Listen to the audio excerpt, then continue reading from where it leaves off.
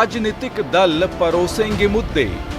मैं आप सभी को साथ लेकर चलूंगी और आपके मान सम्मान में कोई कमी नहीं रखूंगी।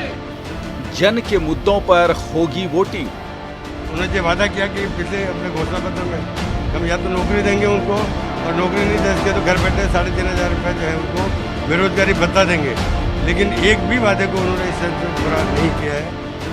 किस मुद्दे का कितना मादा?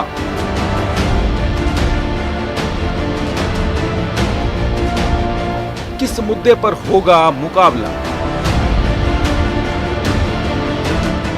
किस मुद्दे पर होगा मैंडेट? बाई इलेक्शन का मुद्दा सिलेक्शन। कौन करेगा कमाल? नमस्कार, बहुत स्वागत है आपका। प्राइम डिबेट देख रहे हैं आपके साथ में जेपी शर्मा। अगला एक महीना राजनीतिक लिहाज से राजस्थान में बेहद महत्वपूर्ण रहने वाला है। 3 सीटों के उपचुनाव न केवल विधानसभा में संख्या बल के लिहाज से इस समय कुछ ज़्यादा महत्वपूर्ण हो गए हैं, बल्कि इसलिए भी कि आधा कार्यकाल कर चुकी सरकार के कामकाज से भी इनके नतीजों को जोड़ा जाएगा। इसलिए तीनों सीटों को लेकर दोनों पार्टियां बहुत फूंक फूंक कर कदम रख रही हैं। न केवल भाजपा कांग्रेस, आरएलपी की भी कोशिश है कि मुकाबले को त्रिकोणीय बनाया जाए। कांग्रेस ने साहड़ा के दिवंगत विधायक कैलाश त्रिवेदी की पत्नी और सुजानगढ़ से दिवंगत विधायक भंवरलाल मेघवाल के पुत्र को उम्मीदवार बनाया है। भाजपा ने दिवंगत विधायक किरण माहेश्वरी की पुत्री दीप्ति माहेश्वरी पर राजसमंद से दांव खेला है। आज कांग्रेस ने गुटबाजी के आरोपों पर विराम लगाते हुए इन सीटों पर एकजुटता दिखाकर शक्ति प्रदर्शन किया।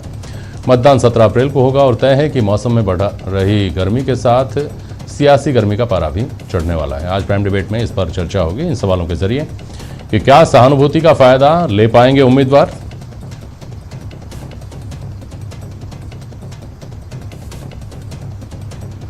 आरएलपी की दावेदारी से कैसे प्रभावित होने वाले हैं ये चुनाव,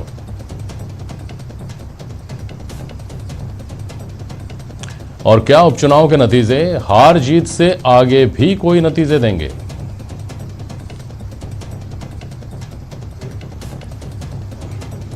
हमारे साथ डॉक्टर वरुण पुरोहित हैं, राजनीतिक विचारक हैं। राखी राठौड़ हैं, भारतीय जनता पार्टी के प्रवक्ता। स्वर्णिम चतुर्वेदी जी हैं, कांग्रेस के प्रवक्ता। महिपाल महला हमारे साथ जुड़े हुए हैं, आप आरएलपी के प्रवक्ता हैं। और ओम सैनी साहब हैं हमारे साथ, वरिष्ठ पत्रकार। आप सभी का बहुत बहुत स्वागत है। पहले राखी राठौड़ मैडम आपके पास और स्वर्णिम जी आप दोनों के पास पहले रुक करता हूं। राखी जी, आप ये बताइए कि 1 से 3 की छलांग आप कैसे मारेंगी, और स्वर्णिम चतुर्वेदी जी आपके लिए और भी बड़ी चुनौती है, सत्ता में है, आपको 2 से 3 पर जाना है। पहले राखी राठौड़। देखिए जेपी शर्मा जी, जैसा आपने कहा कि आधा कार्यकाल जो है वर्तमान सरकार का निकल चुका है और लोग अब देखेंगे कि किस तरह से कांग्रेस सरकार ने सिर्फ और सिर्फ अपनी कुर्सी बचाने के अलावा जनता के सरोकार से कोई कार्य नहीं किया। इनका अभी भी मंत्रिमंडल विस्तार नहीं और राजनीतिक नियुक्तियां नहीं कर पाए जिससे कि आम जन का काम हो पाता।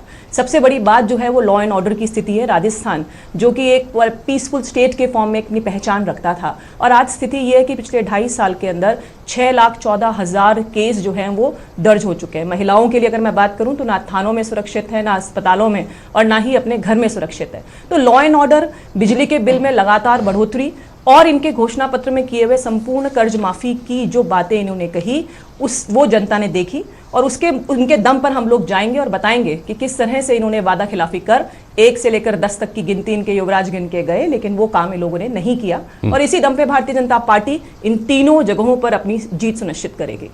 ठीक है, अगर कर्ज माफी एक मुद्दा है तो किसान आंदोलन मुद्दा क्यों नहीं होगा? अगर बिल्कुल कानून व्यवस्था एक मुद्दा है तो फिर महंगाई एक मुद्दा क्यों नहीं होगी? सर, पेट्रोल डीजल के भाव जो है स्टेट के अंदर अपन जानते हैं कि सबसे ज्यादा अगर कंट्री के अंदर कहीं है तो हमारे यहीं पे ही है। किसानों की अगर बात करें तो सर ये बताइए, किसानों की हितैषी अगर ये सरकार है और कहती है कि एमएसपी पे खरीद होनी चाहिए, तो जरा राजस्थान सरकार 23 फसलें ऐसी हैं जो कि एमएसपी पे खरीद होनी चाहिए, अनाउंस करें ना एक फसल, कि हम भी एक उदाहरण पेश करें और एक फसल को एमएसपी पे ले।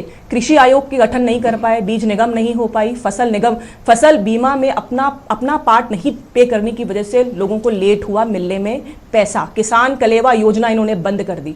इन्होंने बाजरे के लिए जो रिकमेंडेशन यहाँ से food and civil supply department से जानी थी जिसमें कि एमएसपी पे खरीद होती, वो अभी तक डिमांड वहां नहीं भेजी। तो ऐसे बहुत सारे मुद्दे हैं जिसमें ये सब आप लेकर गए क्या राखी मैडम? पिछले 2.5 साल में आप लोगों के बीच में लेकर गए ये चीजें कभी? बिल्कुल, बहुत दमदार तरीके से, प्रभावी तरीके से जी, ये दावा कर सकती हैं आप? भी निश्चित तौर पे किसानों को सब मालूम है। आज मंडियों पे जब किसान जाता था तो कलेवा योजना के माध्यम से वहां पे सस्ता खाना उन्हें मिलता था, लेकिन बंद करा दिया गया। आपने देखा कि अन्नपूर्णा रसोई भी वैसे ही बंद हुई और इंदिरा रसोई चालू हुई। तो सिर्फ और सिर्फ ऐसी बीमा योजना आप देखिए ना, 2.5 साल के अंदर बीमा योजना बंद करने के बाद में फिर से उसको रीस्टार्ट किया गया। तो सिर्फ और सिर्फ योजनाएं बंद करके रीनेम करके वापस लॉन्च करने का काम जो सरकार ने किया है वो कच्चा चिट्ठा अब जनता के सामने है। बोलिए स्वर्णिम जी। देखिए जेपी जी, राजस्थान ने अभी एक बड़ा ही महामारी का दौर देखा है और हमारी सरकार ने पिछले 2.5 वर्ष का जो हमारा कार्यकाल था उसमें 1.25 वर्ष करीब जो है इस महामारी काल में आम जनता को बचाने, इनके रोजगार बचाने और इसमें निकला। सबसे बड़ी बात आप ये देखेंगे कि इस दौरान हमने न सिर्फ मुफ्त दवाएं बल्कि लोगों को जो जिनके पास खाने को नहीं था उनको खाने के लिए खाद्य सामग्री उपलब्ध कराई। इसके अलावा 35 लाख करीब ऐसे लोग थे जिनको सीधे डायरेक्ट कैश ट्रांसफर किया गया।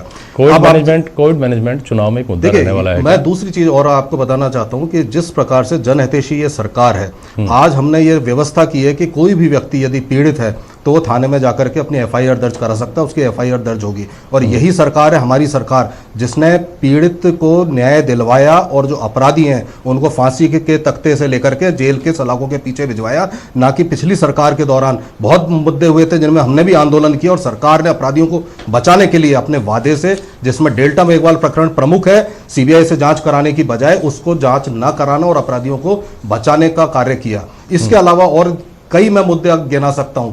हमारी ये अगर आप देखेंगे पिछली सरकार के दौरान ही था, अखबार में सुर्खियां रहती थी कि महिला मुख्यमंत्री होने के बावजूद महिलाओं पे अपराध बढ़े हैं। आज तो हमारे कम से कम न्याय दिला रहे हैं, हमारी पुलिस काम कर रही है। इसके अलावा आप देखेंगे हमने जितने रोजगार आपने दिए पिछली सरकार के दौरान, 5 वर्ष के दौरान मात्र 1.5 लाख आपने जो है नौकरियां दी थी। हम 1,76,000 नौकरियां तो अभी पाइपलाइन में जिनकी लगने वाली हैं। अगर ये कोरोना महामारी का अभी तो ये गहराया होता पिछले 2.5 साल से, अभी आप क्या गिनाएंगे? अभी तो आप केंद्र के ऊपर आप हमलावर हैं। देखिए केंद्र के ऊपर इसलिए हमलावर हैं, ट्रेंड कुछ इस तरह का हो गया है स्वर्णिम चतुर्वेदी जी। अगर मेरा ऑब्जर्वेशन सही है तो मैं गलत भी हो सकता हूँ। देखिए केंद्र के लोगों में अब ये एक अलग तरह की समझ डेवलप हो गई है कि यहाँ वो किसी और को भी चुन सकते हैं, वहाँ किसी और को भी चुन सकते हैं। यहाँ आपको लाए ना केंद्र में, फिर इनको 25 की 25 सीटें दे दी। देखिए केंद्र में 25 की 25 सीटें देने के बावजूद जो हमारी योजनाएं थी, यूपीए सरकार के दौरान जो योजनाएं बनी थी, जिनमें सबसे बड़ा जो था ये बांसवाड़ा डूंगरपुर रतलाम रेल मार्ग था, वो बंद किया गया। भीलवाड़ा में जो है अभी मेमू केच फैक्ट्री है, उसको ड्रॉप किया गया। कोई प्रोग्रेस रिफाइनरी के लिए नहीं हुई। और आप देखेंगे केंद्र सरकार की गलत आर्थिक नीतियों के कारण रोजगार मिलना तो दूर, करोड़ों लोगों ने अपने रोजगार गंवा दिए। पेट्रोल डीजल के दाम इतने बढ़ चुके हैं कि आज आप अपनी दैनिक जरूरतें पूरी करने के लिए, गैस के दाम आप देखें जिस प्रकार से बढ़े हैं, अपनी दैनिक जरूरतें पूरी करने के लिए आम आदमी जो है आज संघर्ष कर रहा है और उसका सहारा बने हैं हम। यहाँ पे राजस्थान में हमने न सिर्फ सभी वर्गों को छुआ बल्कि सबके लिए कार्य किया। और आप देखेंगे चाहे कृषक हो, चाहे महिलाएं हो, चाहे गृहिणी हो, चाहे छोटे उद्यमी हो, सबके लिए हमने कार्य किया और रोजगार सृजन का हम कार्य कर रहे हैं। वरना ऐसी भी सुर्खियां मिलती थी, अगर आप देखेंगे राजमहल से चलने वाली जो सरकार थी पिछली, उस सरकार ने राजमहलों में जयपुर में ही घटनाएं ताले लगाए और 4 दिन बाद खोले। आज तक किसी को नहीं पता कि ऐसा क्यों हुआ। हाँ। तो ये सारे कार्य जो है हमारे यहाँ नहीं होते, हमारे यहाँ न्याय दिलाने के। ठीक है, ओम सैनी साहब आपके पास अभी आ जाता हूँ राखी जी।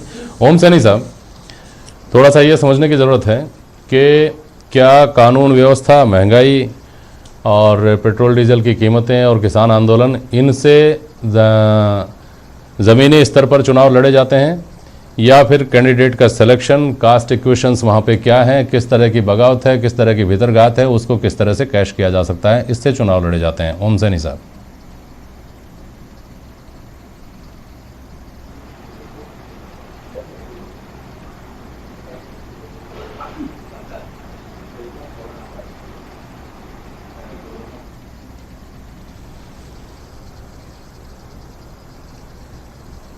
ओम सैनी जी तक ये बात नहीं पहुंच पा रही है। वरुण पुरोहित साहब, राजनीति को बहुत नज़दीक से देख रहे हैं आप, कई दशकों से, कई वर्षों से।